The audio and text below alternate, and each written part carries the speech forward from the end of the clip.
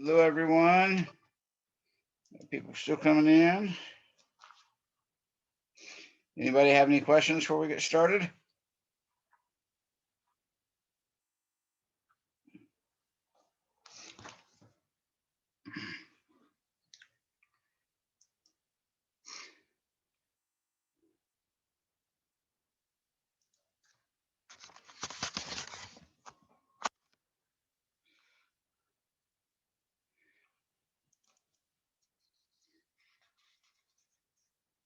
Looks like we're getting just about everybody in here now. So does anyone have any questions before we get started? We're covering chapter 7 today, which is on the formation of our solar system.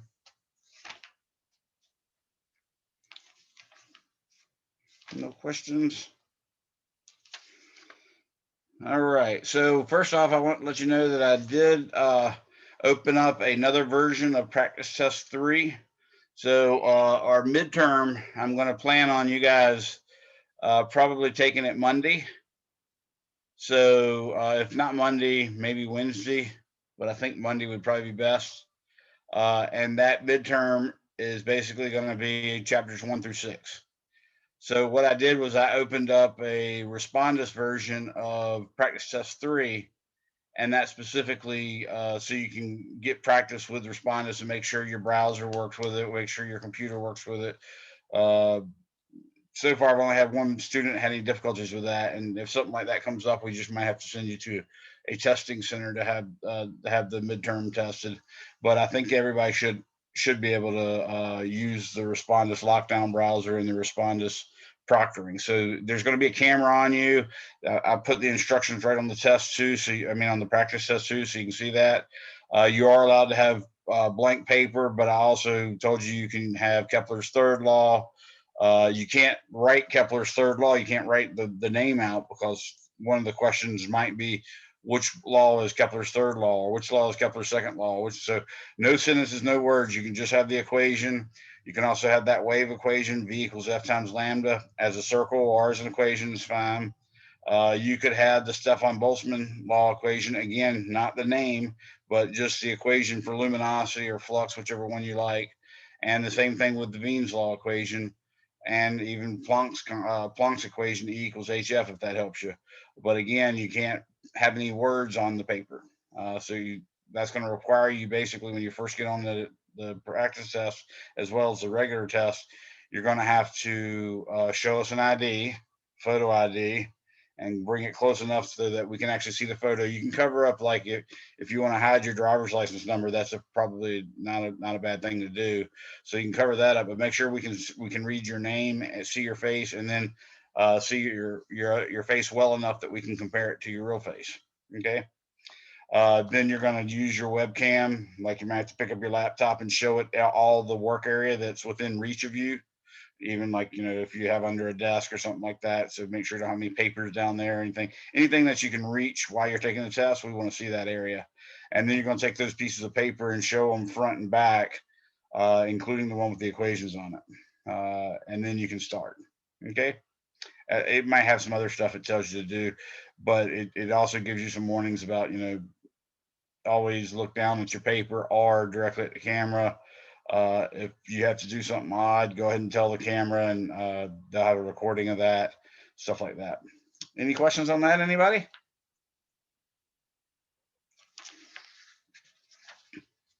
All right, well, I guess we'll go ahead and get started then. We're talking, like I said, about the formation of our solar system.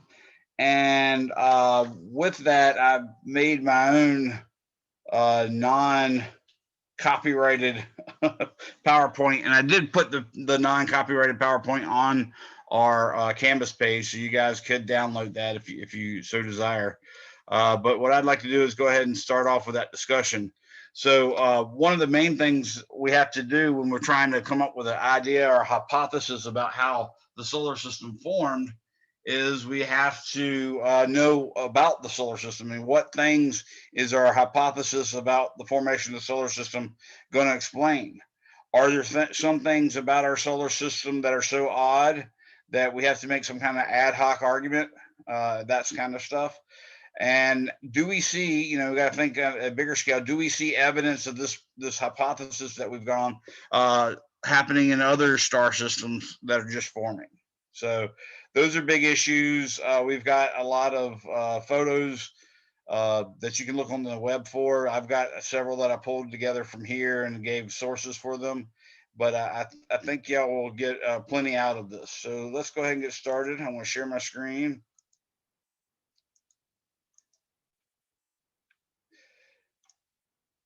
So first off, I'm going to go here. I'm going to do that. And I'm going to make this a little smaller. All right. So the formation of the solar system, temperature and location, location, location. In other words, that's a big point. Is there's a temperature profile that any protostar would have. Basically, as it gets hotter and hotter, it's of course radiating energy out, so it's sending out infrared radiation and all those other parts of the electromagnetic spectrum, just according to Planck's curve. And that radiation, of course, gets weaker about like 1/r squared. So if you go twice as far away, you might be 4 times colder, sort of that sort of scenario.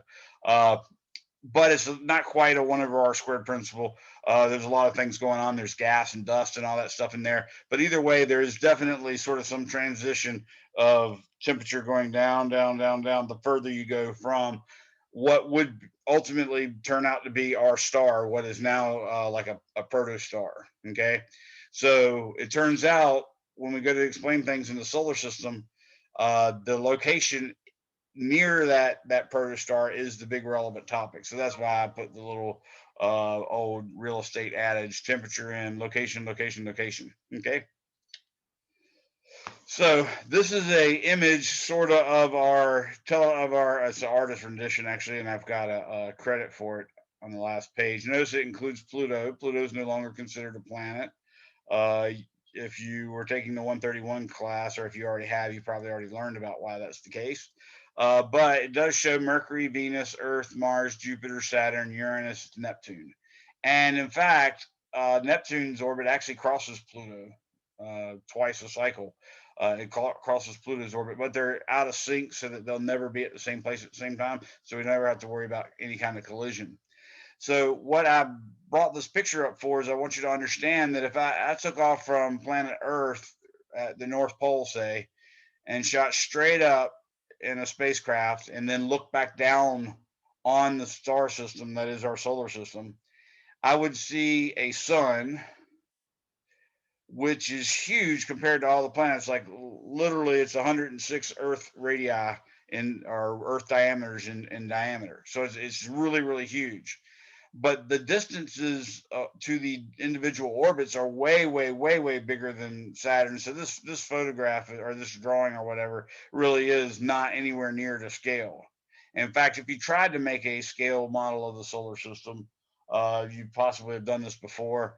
For instance, one of the ones I did was I made a solar system where the sun was 16 feet in diameter. And I did that specifically because a typical classroom or a room in a house might be 8 foot tall. So you could literally fit like a quarter of it in the corner. So you could imagine that. And then making it that big allowed Pluto to be at least big enough to see like around the size of a BB. So in that scale, when I actually worked that out, you actually get the nearest planet on the order of 1,500 yards away. So imagine the sun is 16 feet in diameter, but the nearest planet, Mercury, is like 1,500 yards away. Venus, of course, is almost twice as far. The Earth is on the order of a mile away. By the time you get to Pluto, you're literally 30 some miles away. Okay, so that gives you an idea that this is definitely not a scale model of the solar system. And it also shows what I'm talking about, that you can't make a scale model of the solar system, because if you tried to fit it on a normal sheet of paper or even a poster board, if you drew it large enough to include the orbit of Neptune, the planets would be so small that you have to actually draw something way smaller than any pencil tip would do. So that's kind of a problem.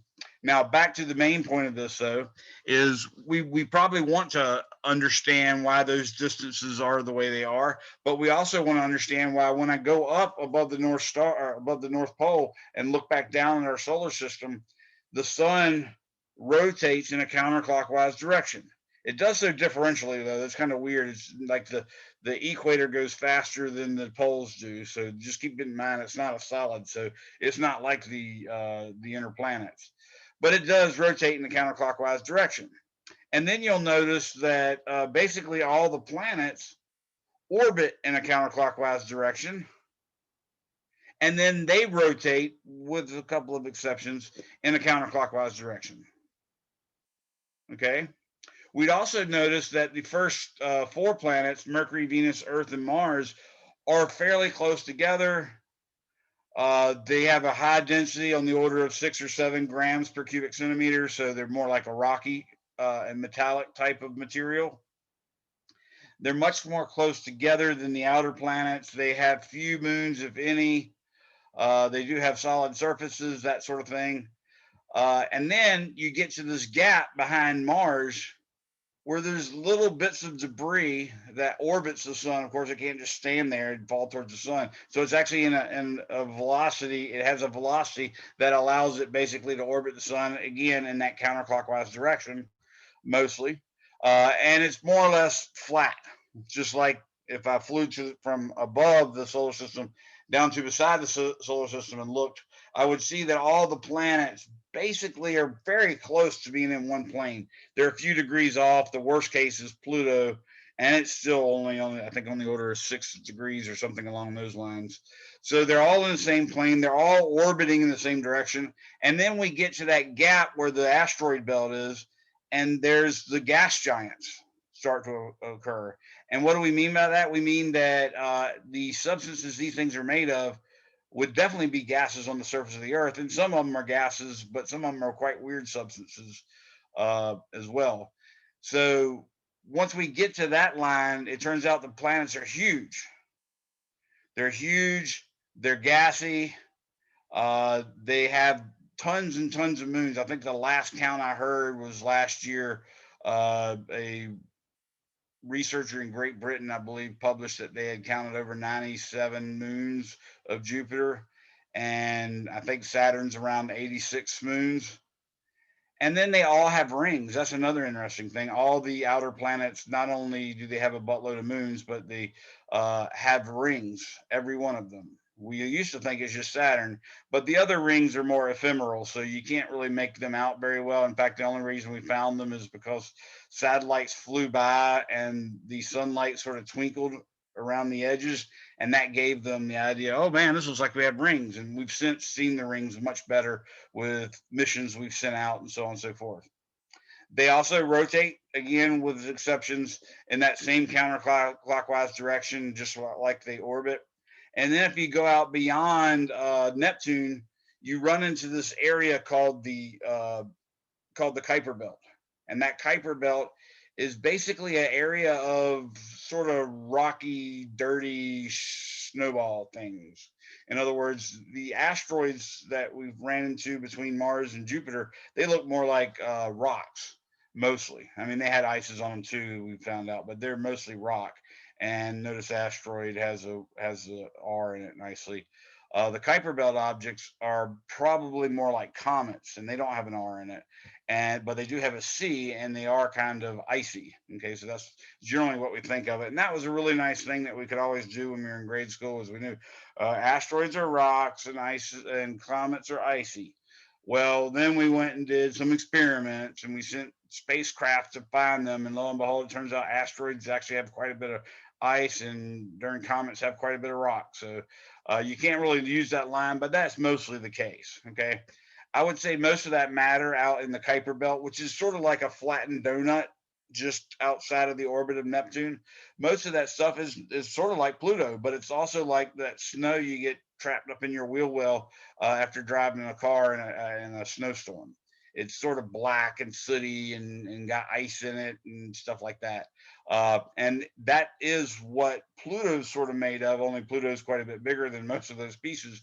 And that's why we actually call it a Kuiper Belt object or a Plutoid. We did out of respect for kicking it out of the Planet Club. Its initial name was just a dwarf planet. Okay, and the reason why it missed the bar on being a planet is we decided to include in the definition of the planet, one, that it must orbit a star, two, that it must be massive enough to where it's formed itself nearly into a sphere, because that's when gravity's so big, it actually makes the material. In other words, the mass of the planet so big that gravity's so strong that it made the planet, in some sense, initially a liquid, Question: or at least acting like a liquid. Yes, ma'am. Isn't isn't our moon bigger than Pluto? Yes, even the moon's bigger than Pluto. Yep. So, but when it is in that molten state, then gravity, which pulls equally in all directions, makes it form into a sphere. If it's rotating fast enough, it might get a little fat around the equator, like me, and like our planet. But generally speaking, it's a sphere. So that's the second rule. And then the third rule is that it must be large enough to clear its own orbit. And since Pluto's in the Kuiper Belt, it actually has not cleared its orbit very well. It's constantly being bombarded by crap in the orbit. So that's why it fell out of the Planet Club. Yeah, poor Pluto. uh, gotcha. Okay. So, anyways, we're describing the solar system. We've now gotten out to the Kuiper Belt object, and then sometime later, it was actually predicted that if you go further out, on the order of nearly a light year out, and maybe even a little further than a light year out, there's a giant spherical cloud of asteroids, comets, planetesimals, all sorts of stuff that Jan Oort predicted, specifically because he realized that anytime any big thing comes into our orbit from the past, into our or near our sun from the past, objects like Jupiter and Saturn are so big, and even our smaller planets can do it as well. They'll sling them in random directions, and random directions over a large period of time makes basically a sphere. So that's called the Oort cloud. We're probably not going to do much to discuss the origins of that, other than what I just told you. So that's the things about our solar system. Now, what's the weird parts about it that we're probably not going to explain with the story of the origin of the solar system? Well, one thing is that Venus actually rotates really, really slowly, and in fact rotates backwards. So remember, I told you all the planets seem to orbit in a counterclockwise direction with exceptions. Well, Venus doesn't do that. It actually rotates in the clockwise direction, but it does so slowly that its day is longer than a year. In other words, it takes more time for it to make one rotation about its axis than it does to make one revolution around the sun. So that's an oddity. And we think we know why that is. We suspect it was hit early on in the period maybe called the heavy bombardment, right after these planets started to form, and there's still a lot of planetesimals orbiting in all sorts of different planes. It was probably hit and lost some of its mass. Uh, we also think the Earth was hit as well, and shook off the outer part of it, and that's where our moon came from. So these collisions, we would have expected a large number of them early on, which we're going to explain with the hypothesis, the nebular hypothesis. Okay. Now, another oddity that we're not going to explain, at least with the origin story again, is Uranus. Uranus actually doesn't rotate counterclockwise either. It's sort of like it's been knocked over. So it's orbiting, I mean, it's orbiting in that counterclockwise direction, but it just rotates like this. So it's literally the rotation axis is tilted like 90 degrees, so that it rotates this way, and like the what you might call the South Pole frequently has 24 hours of daylight, and then on the other side of the year the North Pole would have it. So it's a kind of an oddity. Again, we suspect that was an early collision that made its rotation axis act that way. So those are some of the big things that we want to take into account when we try to discuss how the solar system formed. Uh, there were a lot of ideas initially. People thought maybe the solar system formed. They didn't really know what comets were. So they had this idea of a comet flying by the Earth really rapidly, or excuse me, by the sun really rapidly. And in doing so, it just sucked out some of the mass of the sun. And when that happened, it left the mass like in a little disk around the sun, and then those things slowly, due to gravity and stuff like that. Actually, initially they just thought it was vortices, and they didn't really know anything about gravity. Like Descartes actually hypothesized that. But either way, they pictured these little vortices would cause objects to form and be rotating. Again, they didn't really understand what a comet was. So later it became, instead of the passing comet hypothesis, it became like the passing star hypothesis, because they realized comets are way too small. So it'd have to be like another star to come by our sun and suck the matter out of it. Since then, we've actually worked out quite a bit of details about the sun, and the energies of things in the sun. And if such a star did pass by our star system, even if it could possibly suck some material off, which it certainly can. You'll see later on in the semester where we talk about one object sucking mass off another object that are in orbit of one another. So that's definitely still a doable thing. But if you suck matter off of a star, it's going to be so energetic that it's not going to form a nice orbit and then accrete into a planet. Just it's energetically unfavorable that matter would subject itself to forming into planets. So uh, that was sort of shot out of the water, and those types of models are what we call catastrophic models, or things that we would expect uh, based on our knowledge of how empty the universe is. We expect very few planets existing in the universe. The other things like the nebular hypothesis and things like that, that hypothesis actually would make planets very common. And that seems to be that we're on the right track, because we've got literally well over 1,000 exoplanets found to date. And we're getting on the order of sometimes 10 and 20 new exoplanets a day that we're discovering. So it does make us think that the catastrophic hypothesis is not the most likely explanation for planets. Maybe it could be a catastrophic event, it could create a star system, but those types of star systems would be very rare, whereas a star system from a more mundane process would be much more prevalent. So does that make sense to everyone? Anyone have any questions about that? The big thing to remember is, like I said, the sun rotates counterclockwise as seen from above our North Pole. Virtually all the planets rotate counterclockwise, and virtually all the planets orbit counterclockwise. Okay. And then there's an asteroid belt between Mars and Jupiter, and then there's a Kuiper Belt outside of Neptune, and then an Oort cloud that's spherically about it. We mentioned that the inner planets are small with few or no moons, and they're rocky, and the outer planets are huge.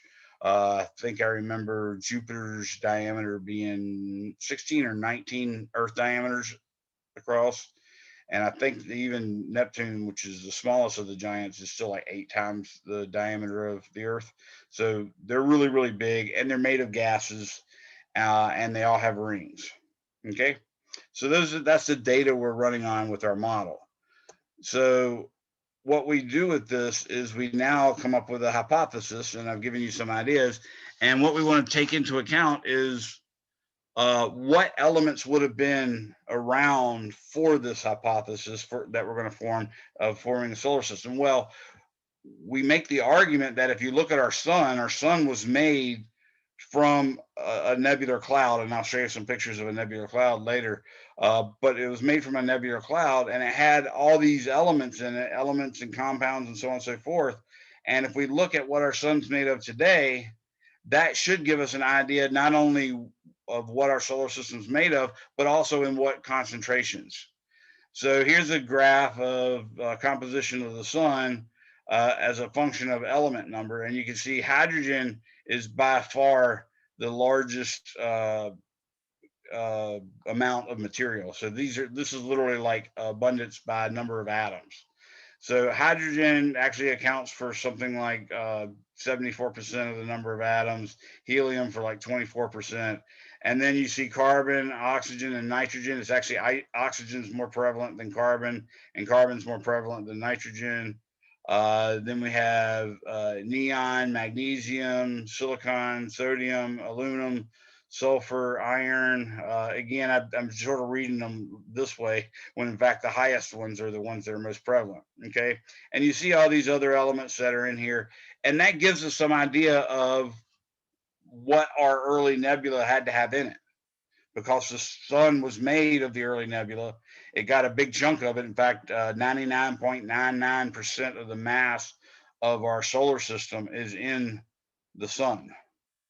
The other itty bitty 0.001% roughly is the sum of all the other planets, all the gas, all the dust, all the asteroids, comets, and Oort cloud objects, and Kuiper Belt objects too. So that is a small fraction. So we expect that these elements were available to make the planets.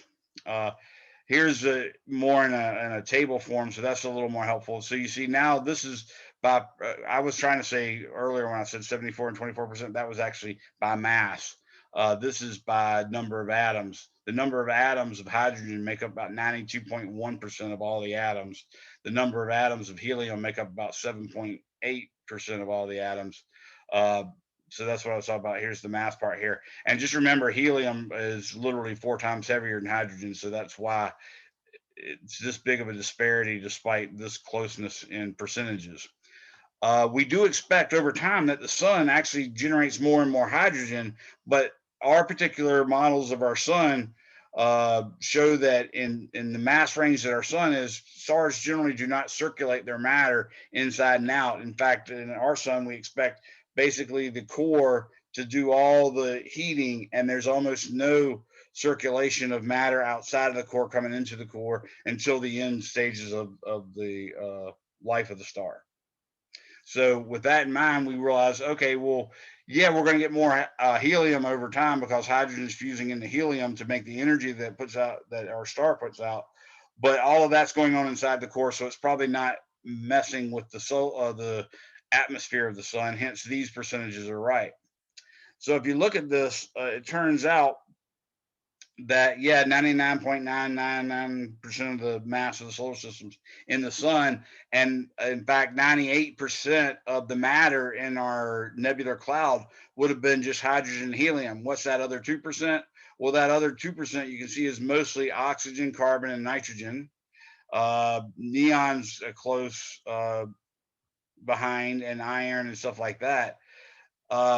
But things that are made out of hydrogen and helium and oxygen can actually account for a huge chunk of it. In fact, it's going to be the majority of that 2% is going to be things that we call ices.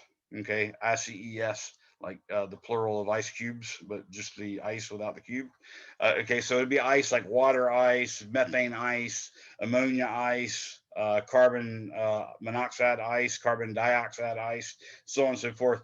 Those things which have these elements that are most prevalent, carbon, nitrogen, and oxygen, they greatly outnumber the atoms of all the other stuff.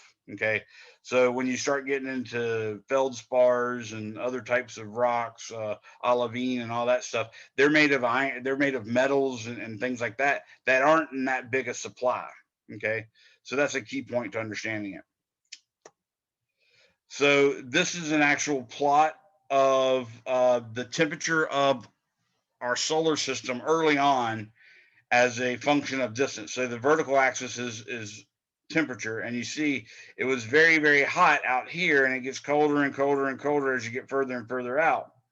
Well, it turns out that around this temperature right here, which shows 1800, aluminum and titanium oxides, metallic tungsten, and osmium all can go from the gaseous state into a condensed state. So it can condense into at least a liquid, but even possibly a solid. So the deal with that is when you try to get gravity to pull things together, gravity doesn't do very good with gases because gases have such a high kinetic energy in their molecules. So when you do this with a liquid or a solid, they can actually stick together and start to accrete more and more matter and make planets with that quote unquote weak force of gravity. So in order for gravity to kick in, you have to have a good amount of mass that's in a liquid state at least, or even a solid state. And that means you shouldn't have any planets closer than where the hottest things, the things that are allowed to be the hottest, actually condense out. And sure enough, what we find is the first things to condense out are, like I said, aluminum, titanium oxides, metallic tungsten and osmium, and nickel and cobalt and iron and magnesium silicates. They all precipitate out into a liquid state. And then just outside of that temperature profile, that 1500 Kelvin to 1800 Kelvin, only there will planets start to form. And sure enough, if you look at Mercury, Mercury has a composition made up of aluminum and titanium oxides and metallic tungsten. All those elements are present in Mercury. Okay. In fact, they're present in all the subsequent planets as well. But we would not expect to find any of those elements closer than whatever distance this 1600, or meaning this 1800 Kelvin is. So you're starting to see why there should be a difference in, say, Mercury and Venus. If you find something that can turn liquid at a temperature that's further away than Mercury is, then you would not expect Mercury to have that unless it just luckily caught it by getting big enough first, and then it would just be trace amounts. So one type of test might be, for instance, since Mercury's right here, this type of sulfide that this sheet was giving, and the sulfides, that would be present in copious volumes in Venus and not be seen in Mercury. And sure enough, that is the case. Okay. So we have this giant gas cloud. You can assume it's spherical. It's going to be a random shape, basically. But even the nature of randomness suggests that there's going to be an average direction that everything's moving, and an average rotation axis and stuff like that. So all these particles are moving in random directions, but if you take sort of the average of all of them, there would be one average where it suggests that everything's rotating about this one axis. Okay. That's just the fact of statistics. It's randomly going to become that way. When that starts to happen, then as things get bigger and bigger by colliding, because all those things are going in random directions too, so they're coming through that plane of average directions and stuff, and they're colliding here and here and here, and all the things that have condensed out into a liquid or a solid state can actually start to form heavier bodies. And of course, the biggest one would ultimately turn out to be our sun.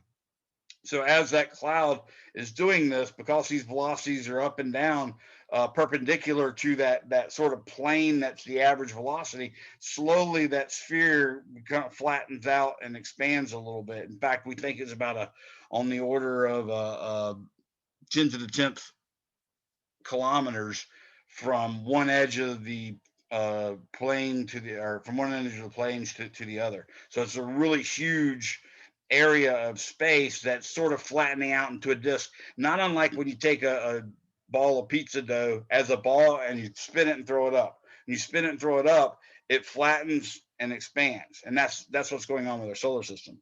As that happens, though, you get to parts further and further out in the solar system, and more elements are available. So by the time you get to Earth's location at 1 astronomical unit, you can have potassium silicates, you can have whatever the sulfide is. I think they put a gray bar here and it covered up some words, but you can see ON here, which I suspect was iron, and you see part of the word aluminum's missing. So they had some other words in there, but you can get it all from the context of the drawings the graphs that I showed you a second ago. So all these things should be part of Earth and in copious amounts, and it is. Okay.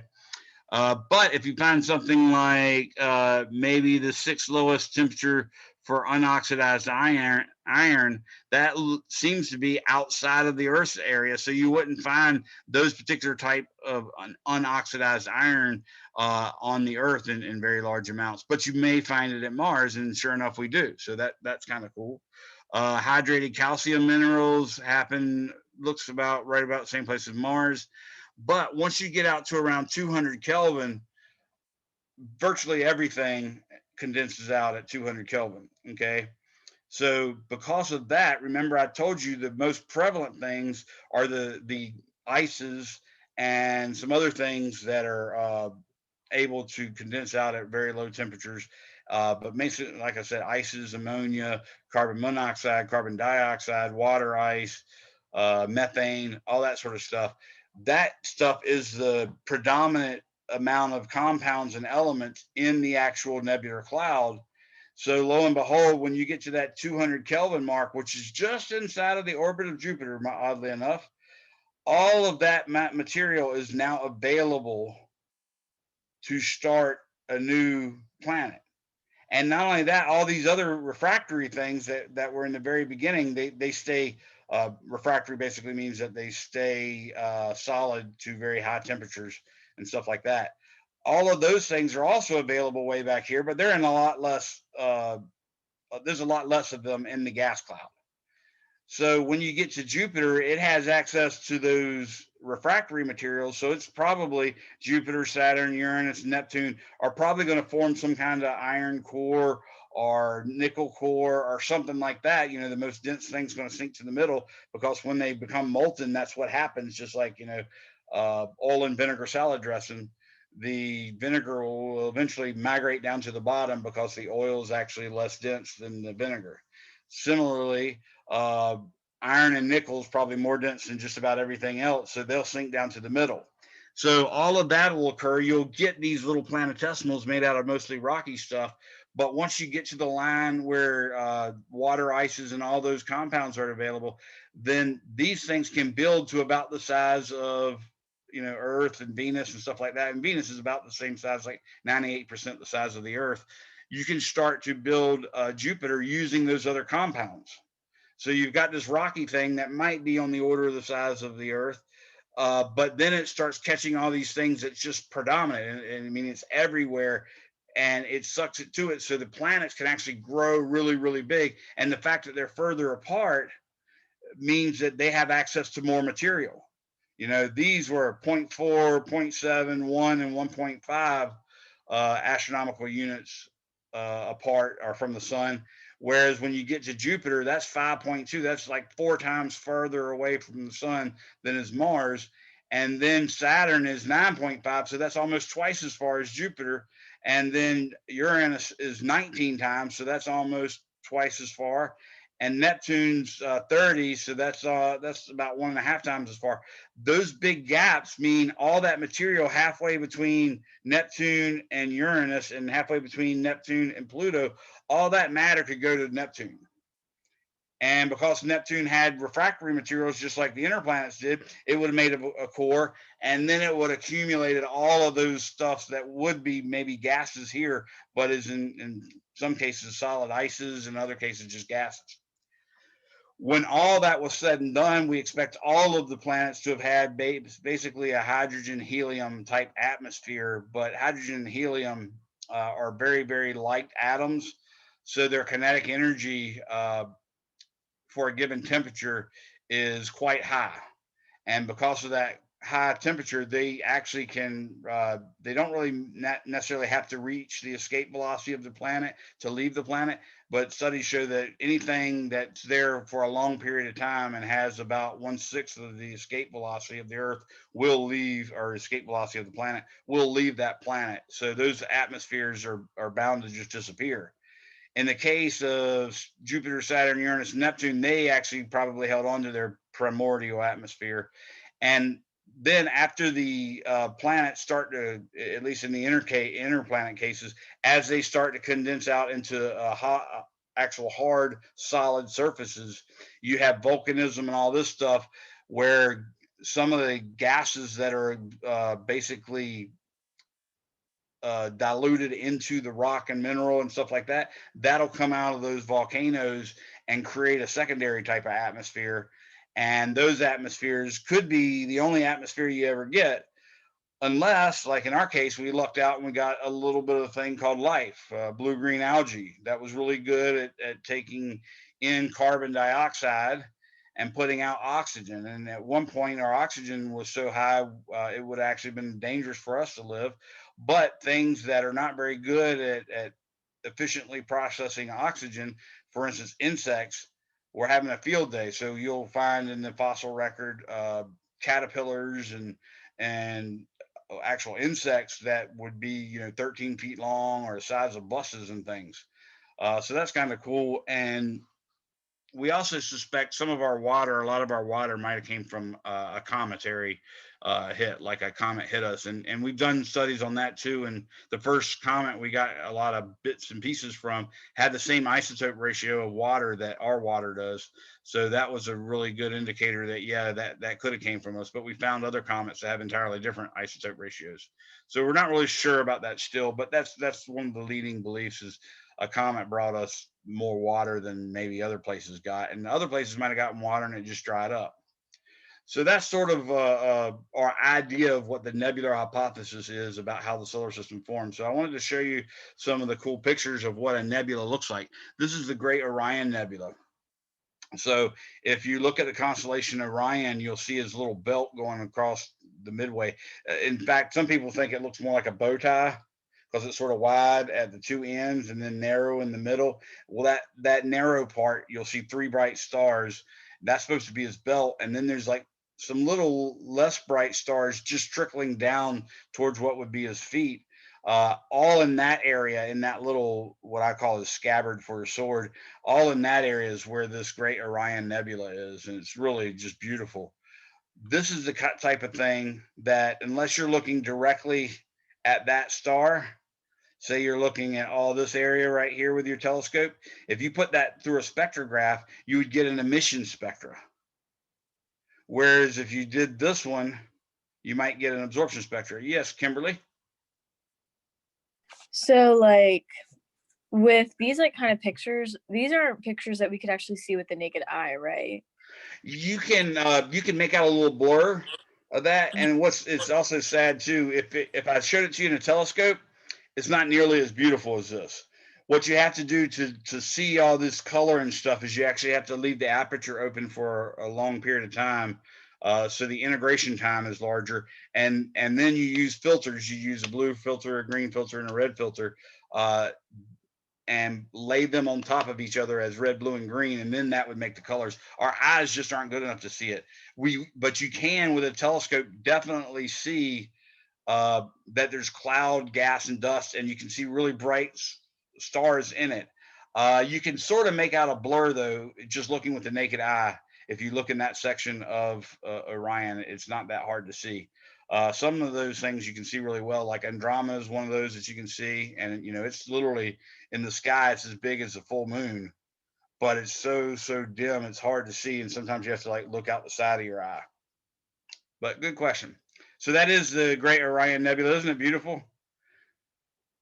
And remember, like I said, this is where emission spectra come from. From Kirchhoff's laws, we know that an emission spectra comes from a low density gas that's been excited.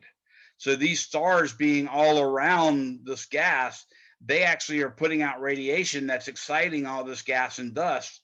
And because it gets excited, the electrons jump up, jump up, jump up. So all the electrons in the atoms are constantly being pushed up from all the radiation coming from the nearby growing stars.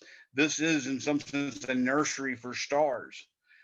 There's different types of nebula, by the way. Nebula just means nebulous, like a cloud or cloudy, ill-defined, that sort of thing.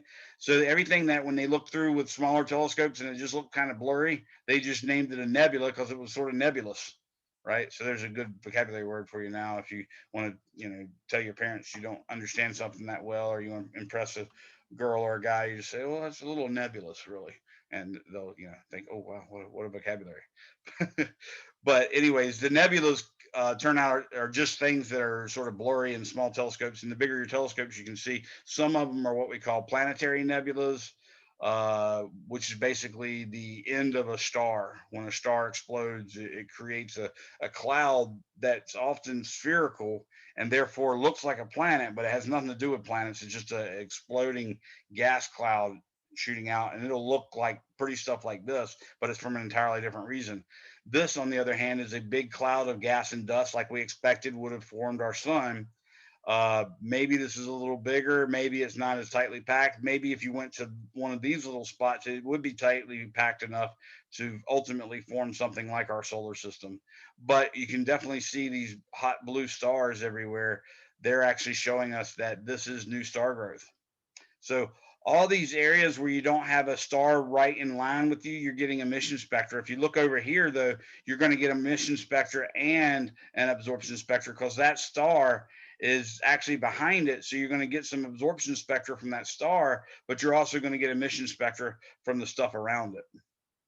And remember, with Wien's law says that the higher temperature means a shorter wavelength, and we know that blue 2U tells us that light coming towards us is Doppler shifted blue. That says, oh, well, that means the blue light is the shorter wavelength. So yes, the shorter wavelength is actually blue, and therefore blue is hot. So these are very, very hot stars, and it turns out that very, very hot stars usually are very, very massive, and if they're very, very massive, they live short lives. So we can tell from how many short-lived stars there are in here that these are new stars just being born. Okay. Here's another one. This is called the Rosetta Nebula. Isn't that beautiful? All these clouds, and these things would be on the order of a light year across, something like that. Some of them, like the Pillars of Creation and the Eagle Nebula, they're like a whole light year from like here to here on one of these little structures is like a whole light year across. So some of them are really, really big, but this is the Rosetta Nebula, the Rosetta Nebula in Monoceros. So that other one was, of course, in Orion, hence the Great Orion Nebula. This one's in Monoceros, and Monoceros is actually right next to Orion. It's in what we call the winter circle, but it's so small it's not very impressive. It's hard to see, but you can find the Rosetta Nebula in there. This is the Eagle Nebula. You've probably seen this photo blown up over and over again. These are those things that I was telling you, the whole height of them were on the order of a whole light year. These little things are basically little clouds where probably inside there's a protostar and it's getting ready to become an actual star. And planetesimals are becoming protoplanets. And when they become protoplanets, they'll actually start collecting more and more matter and get, bigger and bigger. In fact, the protoplanets are on the order of several kilometers across, maybe say 100 kilometers across, and the planetesimals are usually on the order of meters to a kilometer across. You can see how dense they are. They also act like a cocoon, like a blanket, if you will, that actually keeps the heat in. And that's a good thing for the life of the star, because if it just radiated all its heat, it would be pushing out matter too. But it turns out when the star finally ignites, like our star did, it creates a solar wind, which of course our sun still produces a solar wind. But in that time, the solar wind might have been 100 million times more strong. So when that solar wind kicks in, you've got still that large cloud of gas and dust that probably got some sphericalness to it, but it's mostly flattened out. And like I said, on the order of 10 to the 8th kilometers across, something like that, or in other words, 100 million kilometers across. So basically, let's say a light second across. But anyways, you've got that there, and there's big chunky things that are forming planetesimals and protoplanets. Protoplanet being bigger than planetesimal, so that's the scheme. It goes planetesimal, then protoplanet, and the star goes from a beginning cloud to a protostar and then to a star, and it technically becomes a star at the instant that nuclear fusion can start going on efficiently and repeatedly. So a chain reaction type occurring where hydrogen is fused into helium. That's the birth of a star. Now, when that lights up and it really gets going, that's when that huge burst of solar wind comes out and it blows out the vast majority of the rest of the gas and dust. And only the things that get to stay there are the things that are big enough that the solar wind can't just push. And all during that period, and prior to that period, you were having that heavy bombardment and stuff like that, all continuing, and all of that stuff could be going on inside of that little dot, that little speck right there, maybe inside of these specks, inside those specks, and those specks, and this is all in the beautiful Eagle Nebula. Okay. Here's another star forming region. This is called 30 Doradus, and this is a Hubble photograph taken by Hubble. You can see in this case, it's actually building like a cluster. There's, you know, tens of thousands, maybe hundreds of thousands of stars in there, and that is a globular cluster.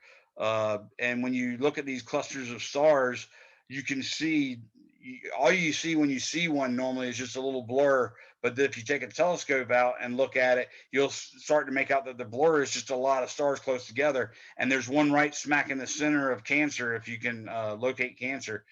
Cancer is actually really dim, so it's not that easy to see, but I tell you what you can see is you can see the blur that is the giant cluster of stars right in the middle. So if you look right between Leo and Orion, you'll find Cancer's right in there. And all you have to do to find it is sort of look with the averted vision right in front of Leo's head and behind, I said Orion, but I really didn't mean Orion. I meant Gemini, sorry, Gemini. And you will see a little blurry spot, and that blurry spot's right smack in the middle of Cancer. And then you'll be able to see 3 stars and then another 3 stars that make triangles within triangles. So that region will look just like this. But can you imagine how cool that would be, having this many suns around you? Like if you were a star system, or in a star system with planets, and you were actually living, you would have this many stars that close to you. That would be just an amazing sight. I would suspect you might even be able to see them, you know, during the day. So I just love that picture. Anyway, so this is an actual, what we call a T-Tauri. It is the T-Tauri, though. It's a T-Tauri star. And basically, you can see the gas cloud. You can see, energetically speaking, in the middle, there's something really hot forming there. You can even see something that looks like maybe disks and jets. So the jets might actually be along the axis of rotation of the star.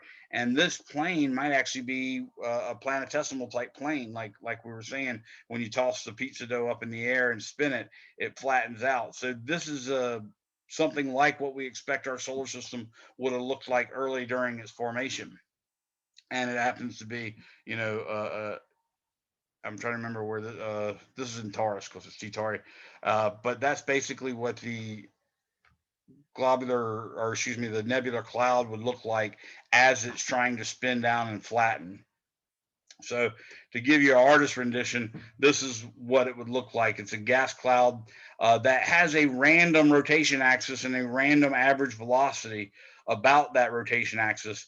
And then slowly over time, it flattens out. And then when the star finally ignites, it's going to have that massive amount of solar wind initially. That's going to blow the remaining bits of gas and dust out.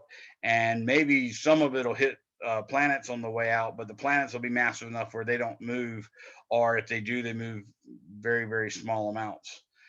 When this is all done, we ultimately now have an understanding of how the solar system came to be, because if you work out the mechanics, the Newton's laws of motion, it turns out when a gas cloud like this breaks up into little parts, conservation of angular momentum suggests that all of them are going to be rotating in a counterclockwise way. If it started in a counterclockwise way, they're all going to be roughly in a plane, again, because things going in other directions tend to collide with the things in the plane, and gravity tries to pull them in as well, and all sorts of stuff. And they don't have a velocity sufficient to make a centripetal acceleration to keep them in a circle. So they just ultimately die out and leave nothing but the flatness behind.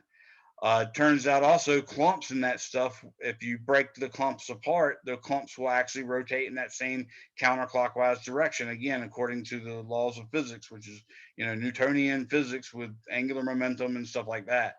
So that accounts for the flatness of our solar system. That accounts for the fact that all the planets are orbiting in a counterclockwise direction. That accounts for the Earth rotating in a counterclockwise direction. That accounts for all the planets that rotate in a counterclockwise direction as well. So our nebular hypothesis also accounts for the materials that the stars are made, or that the planets are made of, including the gas giants. We suspect, though there is some research right now saying we might be wrong about this part, we suspect all the stars, or all the planets around our star, started with a rocky metallic core, because those are refractory materials that were available to everything. And the big deal was that the outer planets, Jupiter, Saturn, Uranus, and Neptune, they had so much matter around them that was in the condensed state that they could get even bigger and bigger and bigger before the star ignited and blew all the rest of the gas and dust away. So if we're right about that, then we'd expect all of them to have a metal core that's probably been shrunk. It would have been way bigger than the Earth, and then it's been compressed because of all the mass to probably about the size of the Earth now. But like I said, there is some reason to believe that maybe they didn't form that way. We have other ideas, like perhaps the outer giants would have migrated inward, or I've even seen things where they talk about migrating outward, stuff like that. But like I said, I'm not a researcher in this area. It's actually one of the areas I don't get that excited about, but it is very, very interesting to try to consider, how did our solar system form? So here's some other excellent explanations, and I thought I'd show you this. Well, actually, I will leave you to do this, because if I put this video up, I don't want to violate any copyright stuff.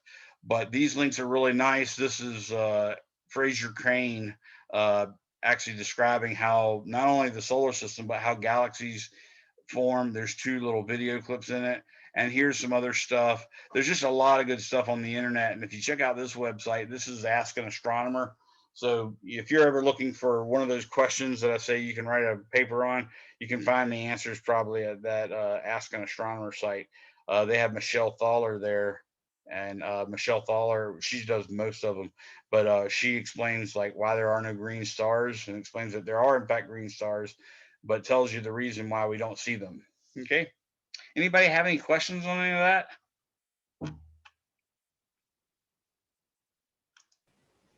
I'm good.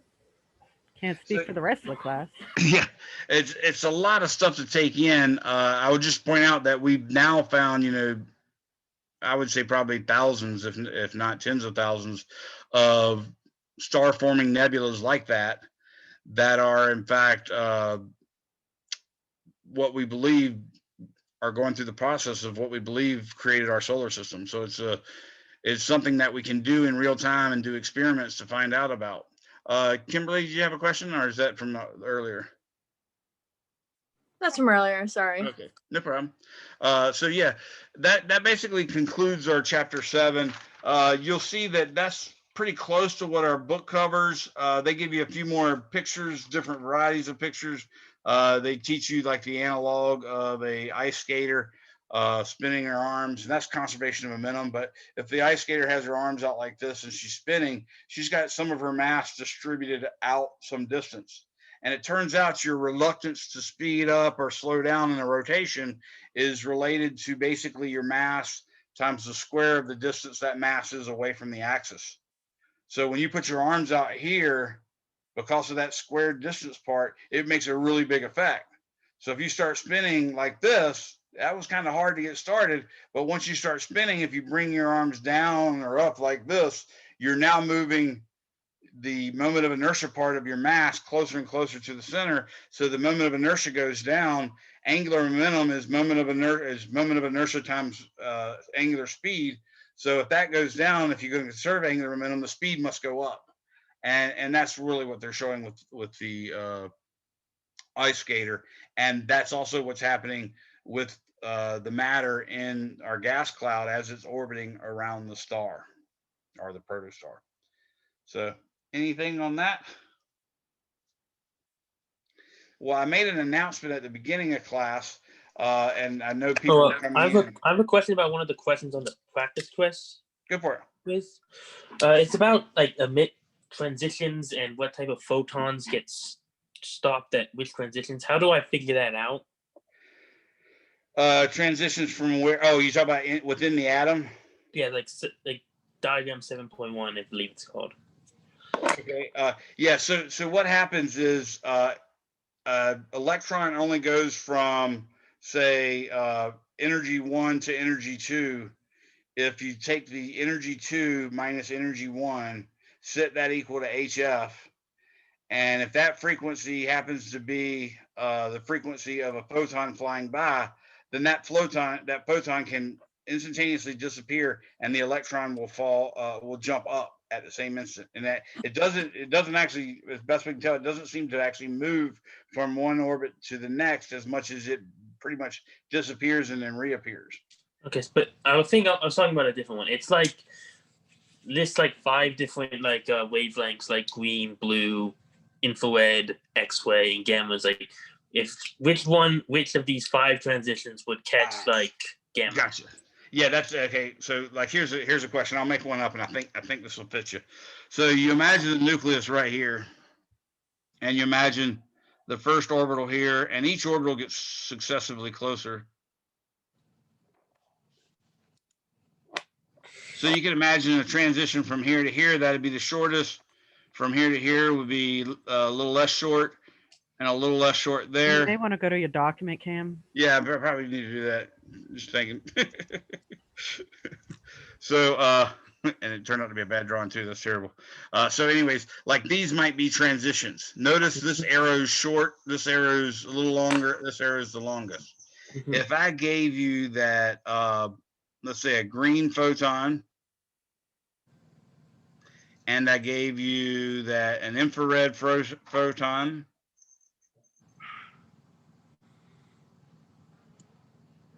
and I gave you a UV photon, were all emitted by this atom showing these transitions. Now, first thing I could do is I could ask you, is this producing an absorption spectra and emission spectra? The fact that the arrows are pointing down tells you it's an emission spectra, because the electron had high energy, fell to a low energy, so it must emit energy to make up for that loss. So it's an emission spectra. Then I could say, okay, if this is transition 1, this is transition 2, and this is transition 3, which one's the UV, which one's the green, which one's the infrared? Is that the kind of question you were thinking of? Yes, exactly. Okay. So great excess undermines various industries' Marxism rules. Remember, I keep saying that as just as a mnemonic, and also as a tribute to Rush Limbaugh, who frequently said us teachers are communists. So that's why I'm doing that. I'm not a pro-Marxist or anything. But anyways, you see green is definitely in the visible, so I'd put a green right there. I'd say one of the photons, the UV, is right there, and the infrared is right here. And I know that this is high energy. It's also high frequency. It's also high temperature, but it's short wavelength. Mm-hmm. All this is the opposite. So what we see is the highest energy one is the UV, because it's the furthest to the left. Therefore, the longest arrow must be the UV, so that's going to be transition 3. Ah, okay.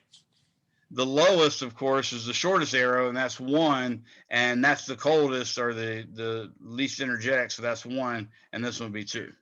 Okay, thank you very much. No problem. I'm glad somebody asked. I actually, did 1 or 2 of those during lecture, but mostly I left it for you guys to see on my YouTube channel. So I did do some examples like that in the YouTube channel. Any other questions? Everybody get how we did that? The ones I give on the practice test are even more complicated. Like I'll give you 6 different photons, and you'll have 6 different transitions, or 5 different photons and 5 different transitions. I could ask you also which one of these transitions has the highest frequency, or which one of these transitions would create a photon with the lowest frequency, or which one of these photons would be emitted with the highest energy, or the lowest wavelength, or the highest wavelength. So all of this is all about these orders of the electromagnetic spectrum. I also might just stick only to photons in the visible, and when you do that, you got to remember it's Vibgyor, not Roy G. Biv. It's Vibgyor. on when you do great excess undermines various industries, Marxism rules. Under that direction, this has to be the opposite of Roy G. Biv. Okay. So all of those are fair game, that sort of thing. Also remember, you have questions like this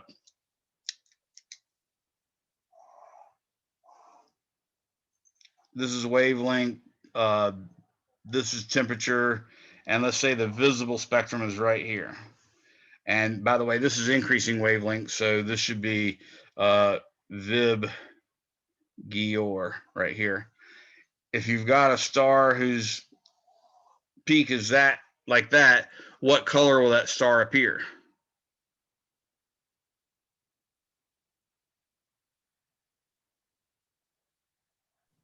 Blue or green?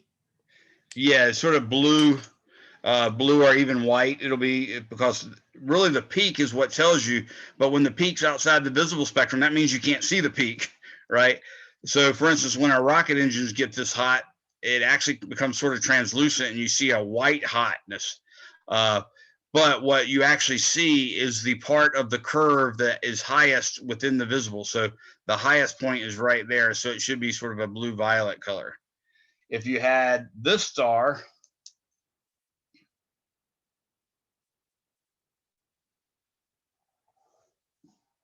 what color would it appear?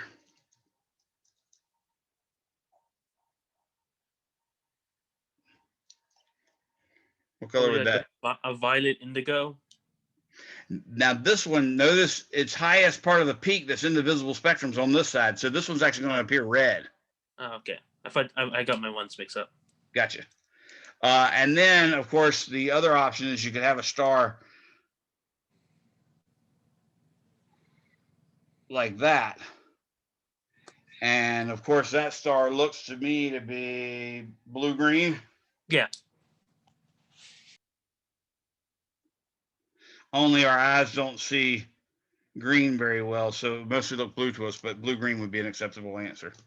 So if the peak's in the visible spectrum, the peak is the color that the star is. It might not be the color that we see because our eyes can't see greens too well, but it is the color that the star is. If the peak is on this side, then it's whatever part of that curve is highest in the visible spectrum. So right here, that's the violet end. So you'd say the star would look blue. This one, on the other hand, the highest end is the red end. So this star would look red. Does that make sense to everyone? So far, so good.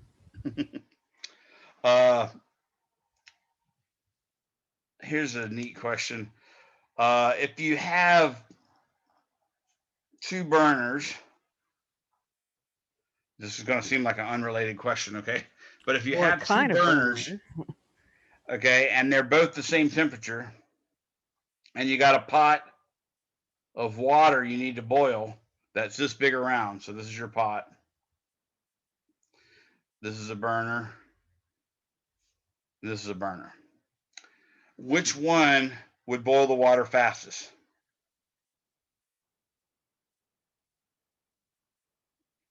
This burner, number one, or this burner, number two?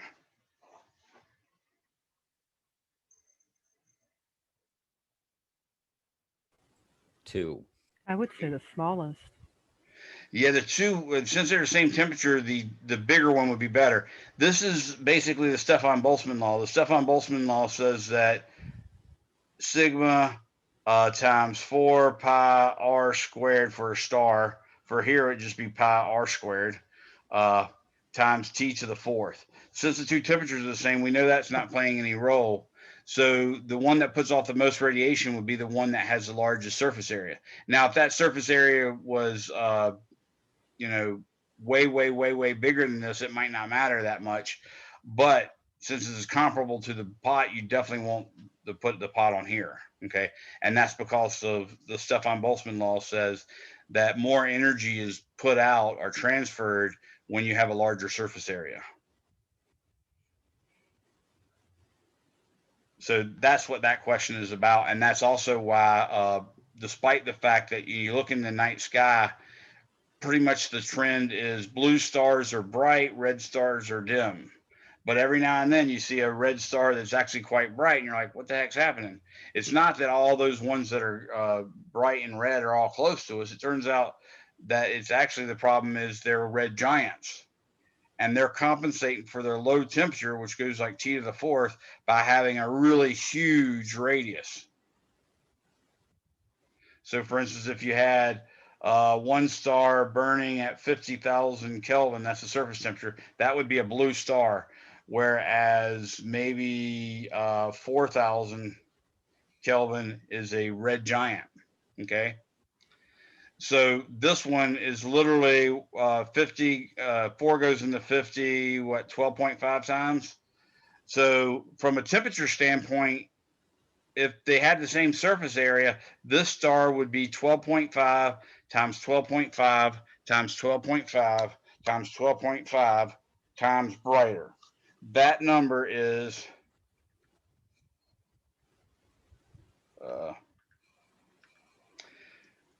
24,000 times brighter. Okay, now if you're going to say these two are about the same brightness, and this is more or less what we're talking about when we say Rigel compared to Betelgeuse.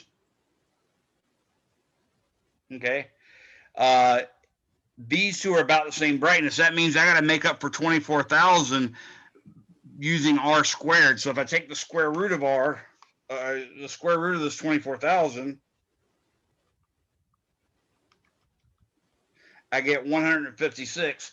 So this planet, or excuse me, this red giant is going to be 150. Let me make sure I got the number right. Yeah, 156 times the radius of Rigel. So that's how the math works out. If you're trying to make your star brighter by making it bigger, it goes like R squared. Obviously, making your star brighter by going hotter is a much more bang for your buck, because if I just double it, I'm going to go up not by 2, not by 4, not by 8, but by 16, because 2 to the fourth power is 16. So if you compare two stars and they look like they're about the same brightness and because they're also the same distance away, then you know their luminosity is about the same. That's the case with Rigel and Betelgeuse. And because they were in the Orion Nebula, I mean the constellation Orion, that's one of the few constellations that we know. Most of the major stars in it are all from the same nebular cloud, so they're far away from each other, but the distance between one star and another star and Orion is way less than the distance between us and Orion. So we can pretend like they're all roughly the same distance away. So we're really comparing magnitudes. If two things are about the same brightness, we're comparing magnitudes within Orion. That was the problem. We historically called Betelgeuse Alpha Orionis because it was the brightest, or at least we thought it was. And it turned out later when we actually did some actual science and measured it, it turned out Rigel was just a little bit brighter, but we kept it with the name Beta Orionis just for historical reasons. But then when you go back and say, well, we know Orion, I did 50 because that's an easy number. I think Rigel's more like 35,000 Kelvin.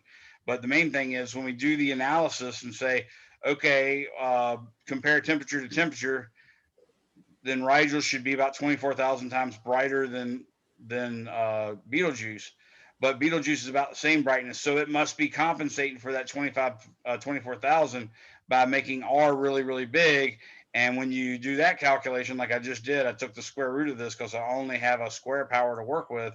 I found out that it must, in fact, be about 156 times the radius of Rigel.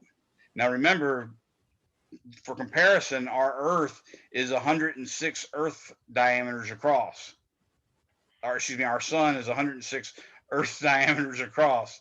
So imagine this being 156 times as big as a star.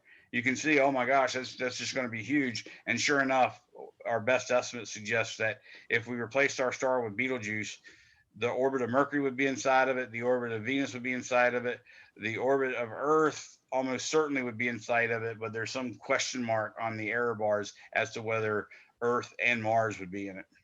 Okay. So that's a good little rundown. Remember, it's Wien's law that relates this to lambda peak too. So that's something useful. Wien's law. So I made some announcements at the beginning of class. I know class is technically over. It's 12:16, but let me remake those announcements. If you were here at the very beginning and heard everything, of course, you're free to go. Everybody's really free to go, but I'm just reminding you, I made up a practice test in addition to practice test 3 that was already there.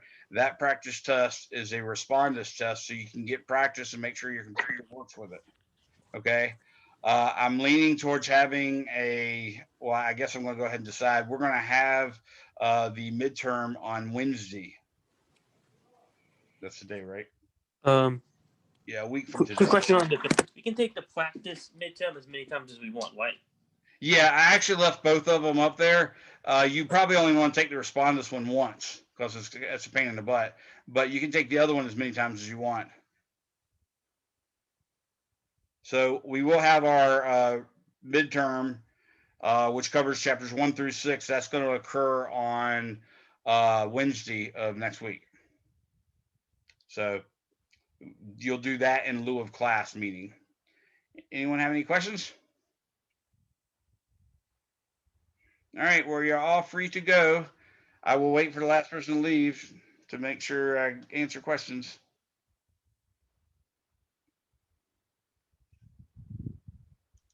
So midterm